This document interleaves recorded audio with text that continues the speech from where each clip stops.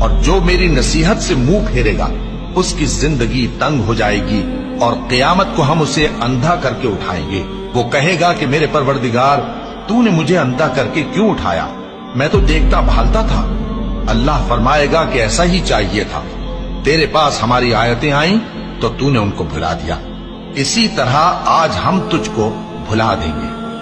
اور جو شخص حد سے نکل جائے اور اپنے پروردگار کی آیتوں پر ایمان نہ لائے ہم اس کو ایسا ہی بدلہ دیتے ہیں، اور آخرت کا عذاب بہت سخت اور ہمیشہ باقی رہنے والا ہے۔ تو کیا یہ بات ان لوگوں کے لیے موجب ہدایت نہ ہوئی کہ ہم ان سے پہلے بہت سے فرقوں کو ہلاک کر چکے ہیں جن کے رہنے کے مقامات میں یہ چلتے پھرتے ہیں؟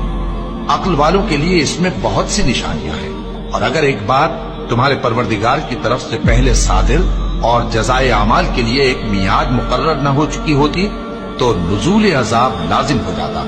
بس جو کچھ یہ بکواس کرتے ہیں اس پر صبر کرو، اور سورج کے نکلنے سے پہلے اور اس کے غروب ہونے سے پہلے اپنے پروردگار کی تسبیح و تحمید کیا کرو، اور رات کی کچھ گھڑیوں میں بھی اس کی تسبیح کیا کرو، اور دن کے مختلف اوقات یعنی دوپہر کے وقت بھی، تاکہ تم خوش ہو جاؤ۔